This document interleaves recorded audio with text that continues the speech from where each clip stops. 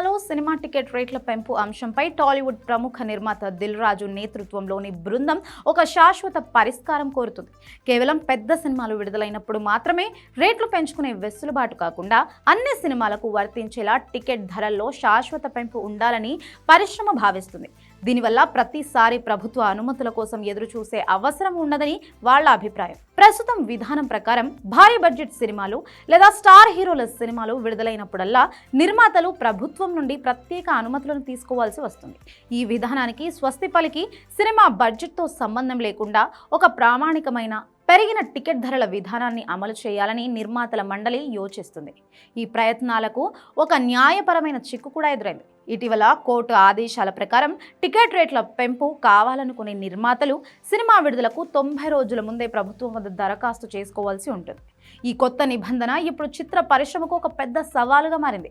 Cinema రంగంలో విడుదల తేదీలు చివరి నిమిషంలో మారడం సర్వసాధారణమని మనందరికీ తెలిసిందే.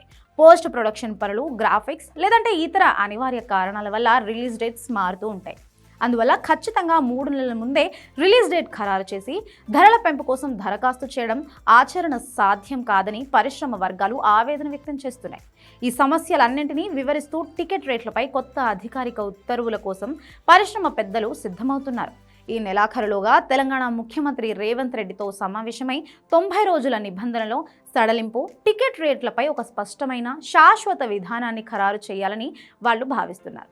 దీనికోసం సినీ పెద్దలంతా కలిసి ఒక మీటింగ్ పెట్టాలని చూస్తున్నారు.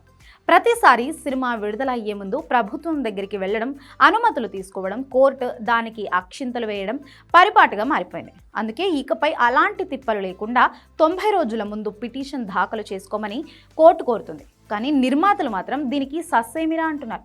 మరి చూడాలి దీనికి పరిష్కారం ఎలా ఉండబోతుందో.